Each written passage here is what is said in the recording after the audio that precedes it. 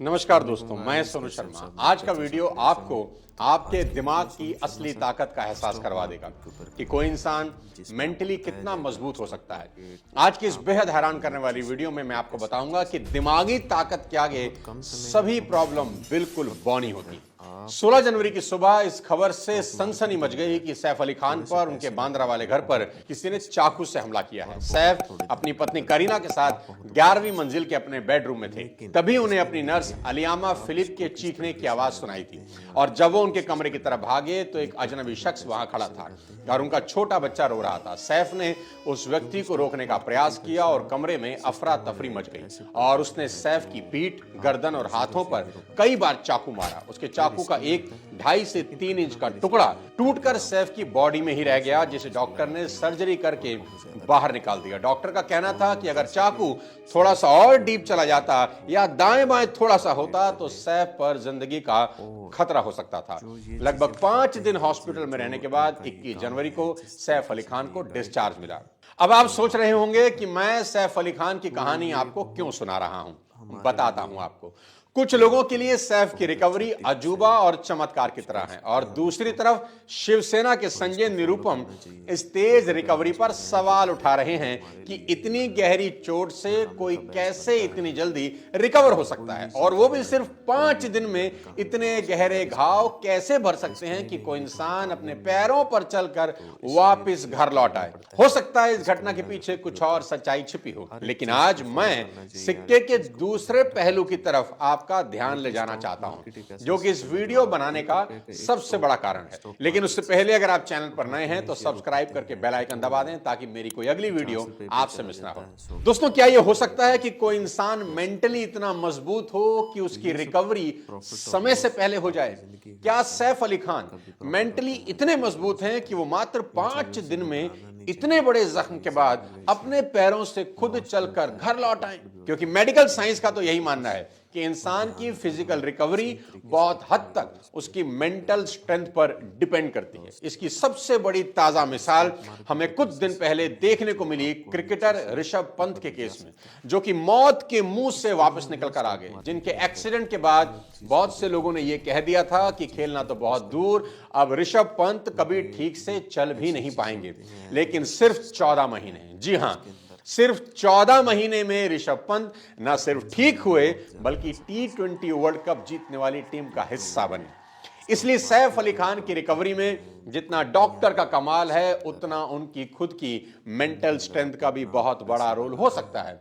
लेकिन फिर भी अगर आपको यह सब इत्तेफाक लगता है तो इस वीडियो को आखिरी तक देखिए। मेरा दावा है कि आपकी सोच को आज 440 वॉट का झटका लगने वाला है, क्योंकि आज के इस वीडियो में मैं आपको ऐसे जाबाज बहादुर लोगों की कहानियां सुनाने वाला हूं जिन्होंने अपने हौसलों और जिद के आगे हर हादसे को बौना साबित कर दिया। और मेरी गारंटी है कि इस वीडियो को देखने समझने के बाद कोई नहीं पूछेगा कि सैफ इतनी जल्दी ठीक कैसे हो गए। तो हौसले और जिद की पहली कहानी है एक 13 साल की लड़की बेथनी हैमिल्टन। बेथनी जब सिर्फ 13 साल की थी तो समंदर में सर्फिंग कर रही थी। सर्फिंग के दौरान उनके ऊपर एक शार्क ने हमला कर दिया।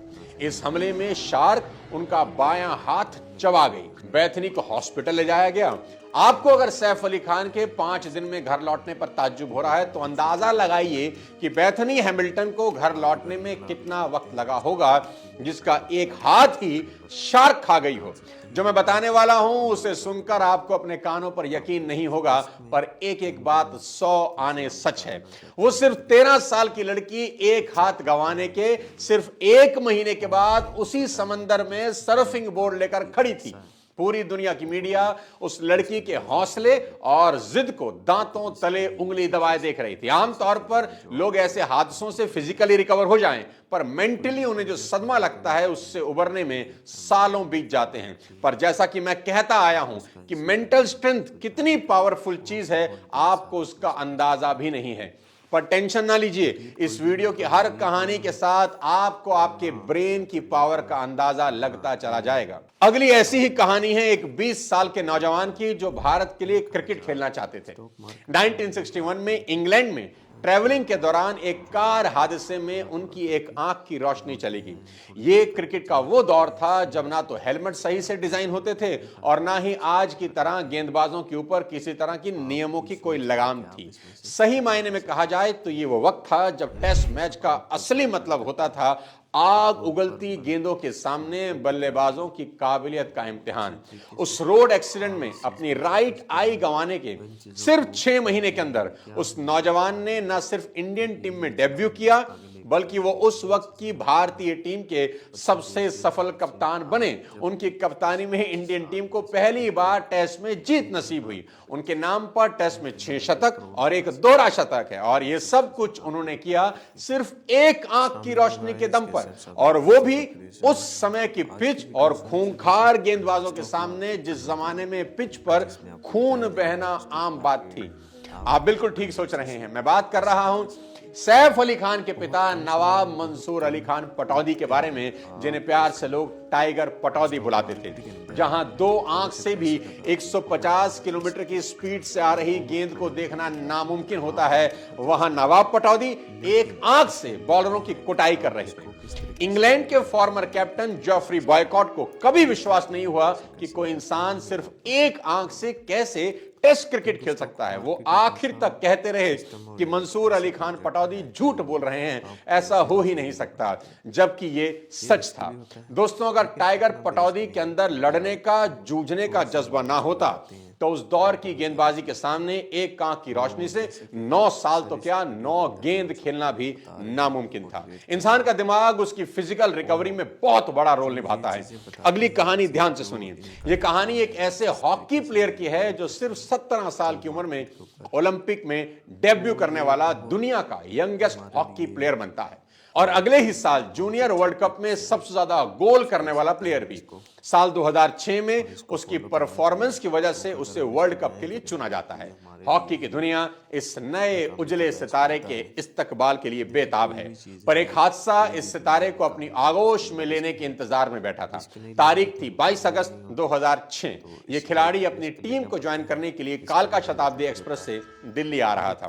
तभी रेलवे गार्ड की बंदूक से गलती से गोली चलती है और सीधा उस खिलाड़ी के लोअर एब्डोमेन में लगती है। फिर 30 दिन के बाद उस खिलाड़ी को हॉस्पिटल में होश आता है। डॉक्टर उसे बताते हैं कि उसकी कमर के नीचे का हिस्सा पैरालाइज हो गया है और अब वो पूरी जिंदगी कभी हॉकी स्टिक नहीं उठा पाएगा। 20 साल की उम्र में दोस्त, जहां लोगों का करियर शुरू भी नहीं हो पाता और यहां डॉक्टर ने उसके करियर पर दी एंड का ठप्पा लगा दिया। डॉक्टर ने कहा कि अगर तेज रिकवरी चाहिए तो एक ही तरीका है, कितना भी दर्द तुम्हें हो, पेन किलर कभी मत खाना। और बस उस 20 साल के लड़के के लिए इतनी उम्मीद ही काफी थी। उसने एक हॉकी स्टिक को मोटिवेशन के लिए अपने पास रखा और अगले 1 साल तक वो लड़का दर्द से तड़पता रहा, रोता बिलखता चीखता रहा, पर उसने एक दर्द की गोली भी अपने गले के नीचे नहीं उतारी। उसका नतीजा क्या हुआ? 1 साल के अंदर वो अपने पैरों पर खड़ा हो गया और फिर अगले साल 2008 में वो वापस उसी टीम का हिस्सा बना जिस टीम की जर्सी उस हादसे ने उससे छीन ली थी। और ठीक 1 साल के बाद वो लड़का अजलान शाह हॉकी टूर्नामेंट में मैन ऑफ द टूर्नामेंट का खिताब जीतता है। उसकी कहानी पर दिलजीत दोसांझ एक फिल्म बनाते हैं सूरमा नाम से, और उस सूरमा का नाम है संदीप सिंह, जो बाद में हरियाणा के स्पोर्ट मिनिस्टर भी बनते हैं। दोस्तों, अब तक के वीडियो से ये तो समझ में आ गया होगा कि आपकी जिंदगी में आपके ब्रेन का कितना बड़ा रोल है। एक बड़ी मशहूर किताब है ब्रेन दैट चेंज इटसेल्फ। उसमें एक neuroscientist Paul Bach y Rita की कहानी है, जिससे सुनने के बाद आपको समझ आ जाएगा कि सैफ अली खान, संदीप सिंह, बेथनी हैमिल्टन जैसे लोगों ने इतनी जल्दी रिकवरी कैसे की। पॉल के पिता पेट्रो एक टीचर थे, पर एक स्ट्रोक की वजह से वो पैरालाइज हो गए और छोटे छोटे काम के लिए दूसरों के मोहताज हो गए। डॉक्टरों ने हाथ खड़े कर दिए कि अब यही इनकी जिंदगी है, पर पॉल के बड़े भाई जॉर्ज, जो कि एक साइकेट्रिस्ट थे, उन्होंने डॉक्टर के इस फैसले को मानने से इनकार कर दिया और वो अपने पिता की देखभाल के साथ साथ उनसे बातें करते, उनको मोटिवेट करते, उनको भरोसा दिलाते रहते कि कुछ नहीं है, आप ठीक हो सकते हैं। धीरे धीरे कुछ सालों में पॉल के पिता पेड्रो ना सिर्फ चलने फिरने लगे बल्कि उन्हें वापस टीचिंग का काम शुरू कर दिया और कई किताबें लिख डाली। बाद में जब उनकी मौत हुई तो मेरी जैन नाम की एक डॉक्टर ने पेड्रो की बॉडी ऑटोप्सी की, जिसके बाद पता चला कि पेड्रो की बॉडी कभी पूरी तरह से रिकवर ही नहीं हुई थी। यहां तक कि उनके दिमाग का वो हिस्सा जो बॉडी पार्ट को कंट्रोल करता था वो भी 97% डैमेज था, पर बाकी बचे सिर्फ 3% ने पेड्रो की विल पावर की वजह से खुद को रीऑर्गेनाइज करना शुरू किया। यानी पेड्रो की पूरी बॉडी को उनका दिमाग, उनकी विल पावर चला रही थी। इस करिश्मे को मेडिकल साइंस में नाम दिया गया न्यूरोप्लास्टिसिटी। इसी की मदद से अंधे लोग सिर्फ छू कर चीजों को देख सकते हैं, क्योंकि स्किन जो डेटा दिमाग को देती है, दिमाग उसी से एक तस्वीर बना लेता है। इसी कारण से आपने अक्सर किसी क्रिटिकल मरीज के बारे में डॉक्टर को यह कहते सुना होगा कि अगर इसके अंदर जीने की चाह होगी ये ठीक हो सकता है, वरना हम अपनी तरफ से सब कुछ कर चुके हैं।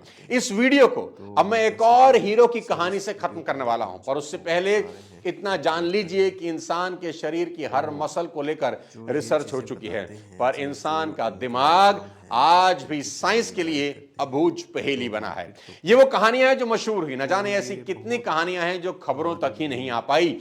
अगर आप भी किसी ऐसी कहानी को जानते हैं तो कमेंट में जरूर शेयर करें। अब आते हैं इस वीडियो की आखिरी कहानी पर। यह कहानी है एक वर्ल्ड चैंपियन की जिनका नाम है निकी। निकी को फार्मूला 1 के इतिहास के महानतम रेसर्स में से गिना जाता है, पर उनकी महानता की सबसे बड़ी वजह उनकी कमबैक स्टोरी है। तारीख थी 1 अगस्त 1976। जर्मन ग्रैंड प्री में रेसर निकी अपनी फरारी चला रहे थे। अचानक उनकी फरारी का कंट्रोल बिगड़ा और वो क्रैश हो गई और अगले ही पल फरारी में आग लग गई। और जब तक निकी को निकाला गया तब तक उनका चेहरा और हाथ बुरी तरह जल चुका था। आग से निकला जहरीला धुआं निकी के फेफड़ों को डैमेज कर चुका था। यह एक्सीडेंट इतना भयानक था कि निकी के अंतिम क्रिया के लिए एक पादरी तक को बुला लिया गया था, पर निकी की सांसें अभी चल रही थी। उन्हें हॉस्पिटल ले जाया गया। उनके बचने के चांसेस बिल्कुल जीरो थे, पर फिर भी वो बच गए। वो दोबारा रेस ट्रैक पर लौटेंगे ये कोई सोच भी नहीं सकता था।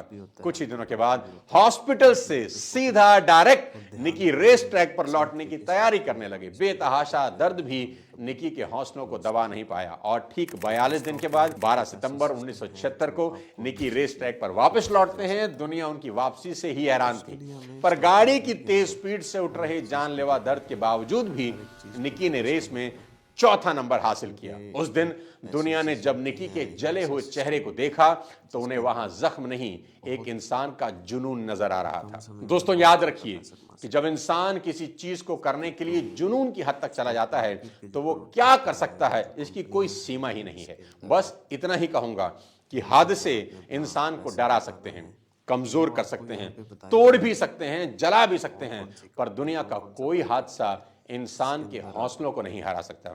उम्मीद है आज का ये वीडियो आपको जरूर पसंद आया होगा। ये वीडियो हर उस इंसान को भेज दें जो जिंदगी में कुछ बड़ा करना चाहता है पर छोटी मोटी परेशानियों से घबरा रहा है।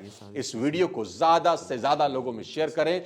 कोई एक इंसान भी इस वीडियो को देखकर फिर से खड़ा हो गया तो मैं समझूंगा ये वीडियो बनाना सार्थक हो गया। जल्द मिलता हूं किसी नई इंटरेस्टिंग वीडियो के साथ। तब तक अपने स्वास्थ्य का ध्यान रखिए। Thank you so much. जय हिंद।